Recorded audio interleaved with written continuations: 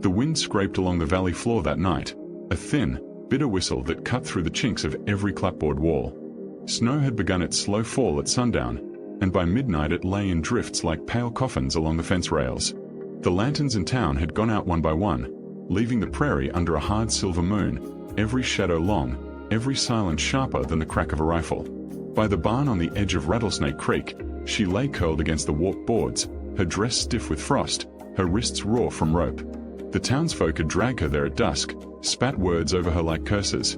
Witch, liar, whore. They tied the signboard against her chest, splintered oak, burned letters carved deep, betrayer, a mark heavier than chains.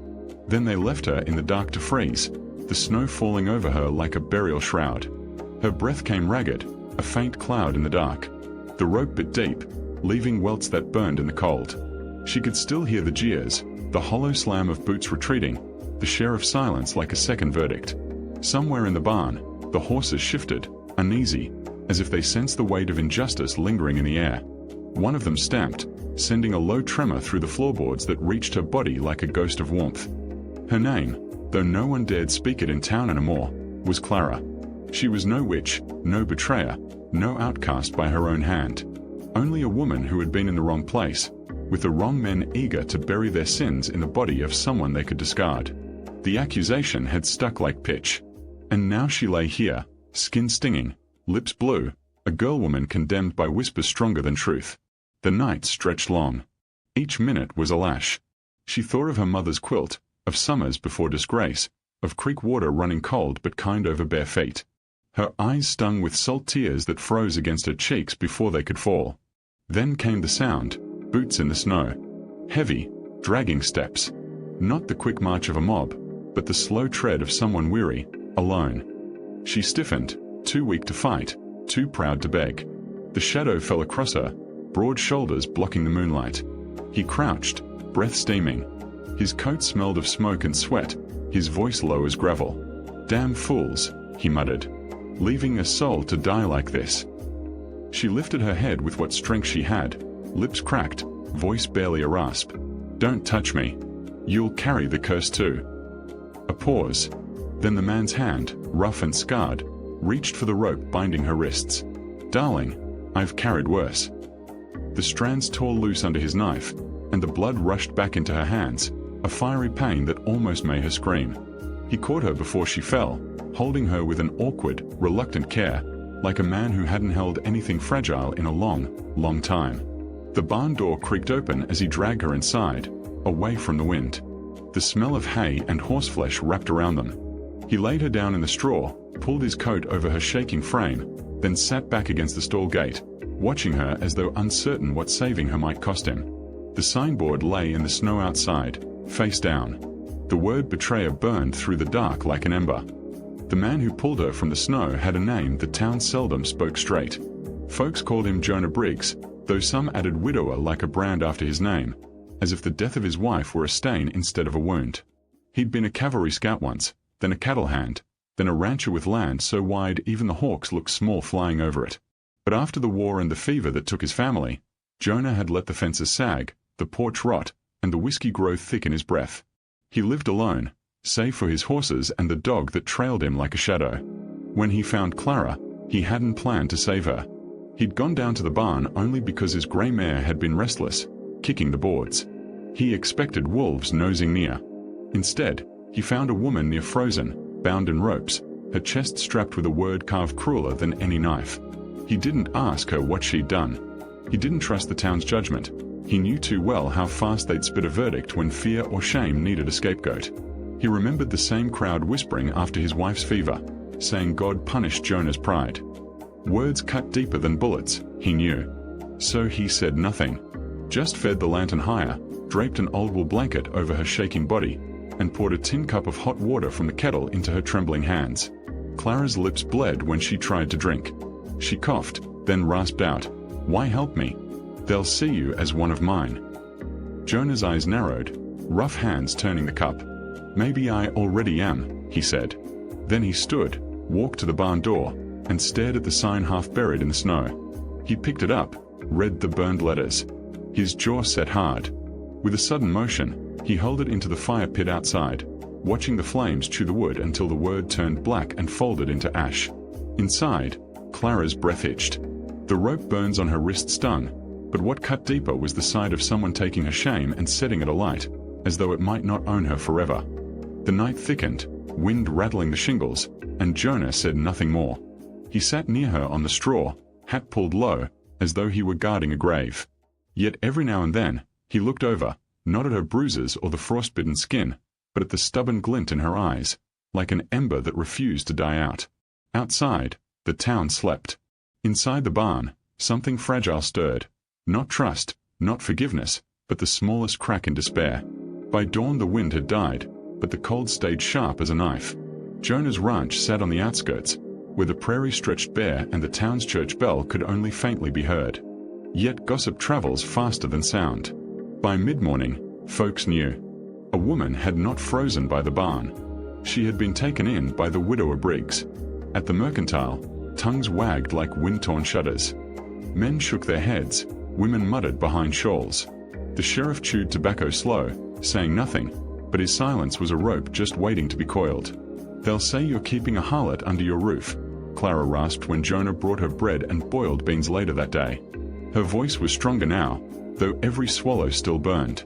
Jonah leaned against the doorframe, arms crossed, his face unreadable. "Lechem seichi. They've said worse."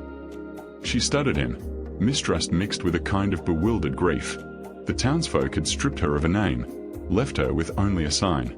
Yet here was a man who didn't ask for her story, didn't demand proof of innocence, didn't lace his pity with poison. He simply let her exist. That in itself felt heavier than mercy. But mercy was fragile. By the third day, riders came out past Rattlesnake Creek, slow-moving shapes against the snow. Two of them halted by the gate, their horses steaming. They didn't dismount. Didn't need to. The way they looked at Jonah's barn was a verdict already etched. "You keep her," one called, spitting into the snow. "Then her sin becomes yours." Jonah stood silent, hat brim low, shotgun leaning casual against the post. He said nothing, but he didn't step aside. The riders cursed, tugged their reins, and turned back toward town. Their hoofprints sank deep, like scars on the white earth. Inside, Clara had watched from a crack in the boards. She pressed her bound wrists, still raw with rope burns, against her chest, fighting a shiver that wasn't from cold. The shame they'd tried to brand into her, Jonah had burned to ash. Yet the townsfolk's eyes carried it still, heavy as iron. That night, when the fire in the hearth cracked low, Jonah found her sitting on the floorboards with the old hound's head in her lap. She stroked the dog absent-mindedly, her voice almost a whisper. "They won't forgive me. Not even if I vanish into the hills. They'll carry the story longer than I can carry breath." Jonah crouched, tossing a log into the flames. "Then don't vanish," he said. "Stay. Let time wear down." She looked at him with hollow disbelief. "Time don't wear down lies. Before Jonah could answer, a knock rattled the door, soft, hesitant. Not a man's knock. When he opened it, the bitter wind pushed in, and there stood a boy no older than 10, hat too big for his head. He clutched something in his small hands, a pair of mittens, rough-stitched. "My ma," she said. "She said no one deserves tea freeze," the boy stammered. His eyes darted toward Clara inside, then down at his boots. He set the mittens on the step and ran back into the night. Jonah closed the door slow. Clara sat motionless, breath caught in her throat.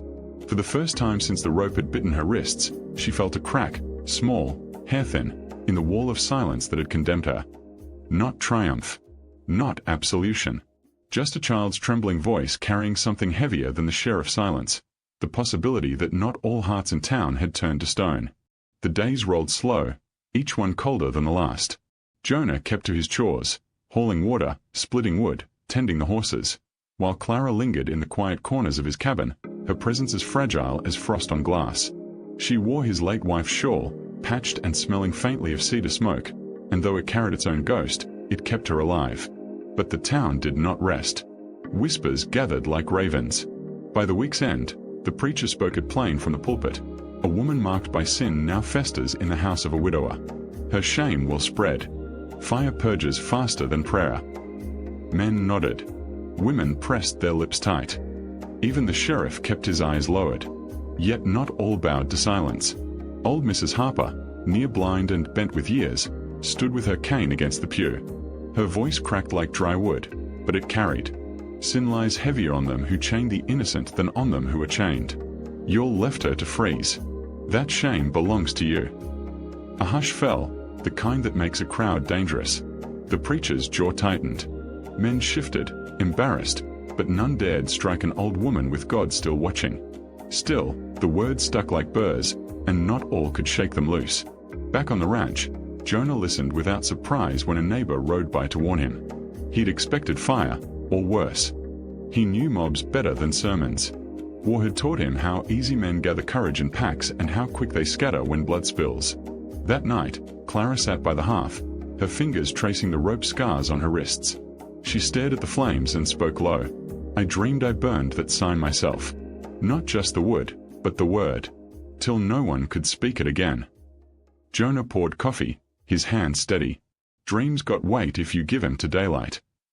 Her eyes lifted, something fierce flickering behind the weariness. She rose, stepped outside barefoot into the snow, and found the fire pit where Jonah had tossed the branded board. Ashes lay there, grey and brittle. She knelt, fingers digging until she pulled a charred splinter still carrying the edge of a letter. She held it up to the moonlight. The ember was dead, but the act was alive. Then I'll keep it, she whispered. Not as shame, as proof I lived through it. Jonah watched from the porch, the snow crunching soft under his boots. He said nothing, but in his eyes was the barest glimmer of respect, like a soldier recognizing another who'd survived the unthinkable. Inside, she set the blackened splinter on the mantel. A symbol twisted by fire, no longer the crowd's weapon but her own scar turned stone. The old hound rose, padded over, and laid its head against her knee. She stroked its ear, lips trembling. It was not triumph, not freedom, but it was the first act of defiance the town could never take back. And in that cabin, on a night when even the stars felt frozen, defiance burned warmer than any fire. The snow had not melted, but the air in town had grown hotter with talk. By the second Sabbath, men no longer whispered behind hands. They spoke it plain in the saloon, in the livery, at the well. Some said Jonah Briggs had taken the woman into his bed. Others swore she was whispering curses into his ear, turning his cattle barren, drawing wolves to his land. The lies bred like flies on carrion. When men gather lies long enough, they start to look for firewood. It came to Jonah's ears through a ranch hand passing on the trail. A group was fixing to ride out, settle the matter as they called it, which meant rope or torch. Jonah said nothing at first. He just sharpened his knife on the porch rail, the rasp carrying across the yard like a warning. But that night, when Clara asked him plain, her voice quiet, her eyes steady, he told her, "They're coming. Maybe not tonight, maybe not tomorrow, but soon." She swallowed, fingers tightening on the charred splinter she kept close. "Then let me go. You'll hang for keeping me." Jonah leaned back in his chair, the firelight throwing lines deep across his face. "Girl, if I was gonna turn you out, I'd have left you in the snow. You're here 'cause I chose it. And I don't spook easy." Clara stared at him. The weight in his voice wasn't gallantry, nor pity. It was a man's plain refusal to bend once he'd set his boots. Still, the cost of his choice pressed against her chest like the rope had once done. The next evening, hoofbeats broke the silence. A dozen riders, lanterns swinging, stopped at Jonah's gate. Their shadows leapt high on the barn wall, long and crooked. Jonah stepped out with his shotgun, the hound growling low at his side. His voice carried steady as a church bell. "Turn back." The sheriff was among them, hat pulled low. "Ain't your fight, Briggs. She's marked. You keep her, you make yourself one of her kind." Jonah spat into the snow. "Then reckon I am." The standoff cracked the air. Horses snorted, men shifted in saddles. One man raised his lantern higher, the flame shaking. "Best move aside, Jonah, or we'll move you." And that's when it happened. From the barn door, a sound broke the silence.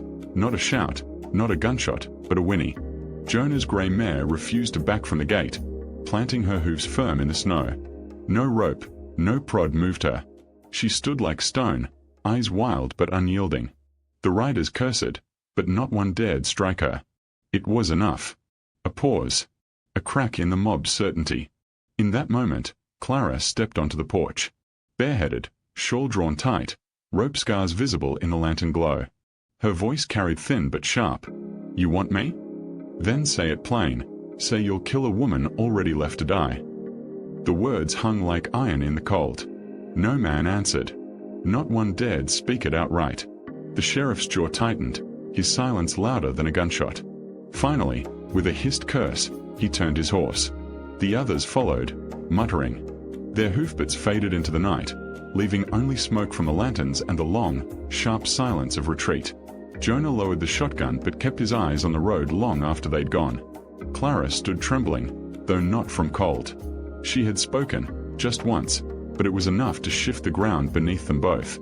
Inside, the fire crackled low, and on the mantel the charred splinter cast a faint shadow, like a scar that no longer belonged to shame alone. The mob never came back that night, but the shadow of their lanterns lingered on the walls long after. Clara barely slept. Every creak of the cabin timbers felt like rope tightening again, every gust of wind like the crowd's breath on her neck. Yet through it all, Jonah sat in his chair, boots planted firm, shotgun across his knees. Not to guard her like a possession, but as though the act of guarding itself was all he had left to keep his own ghosts at bay. By dawn, the prairie lay washed in pale light. Smoke curled from the chimney, thin against the wide sky. Clara rose, shawl tied around her shoulders, and stepped outside barefoot. The snow burned her skin, but she didn't flinch.